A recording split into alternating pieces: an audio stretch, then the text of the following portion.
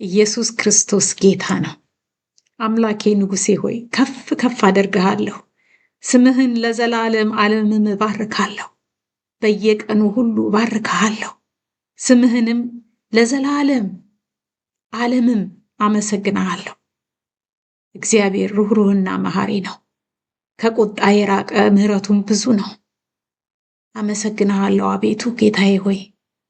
አቤቱ ሥራ ሁሉ ይመሰገናሉ፣ ቅዱሳንህም ይባርኩሃል። ስምህ ይባረክ የሰራዊት አምላክ አሜን።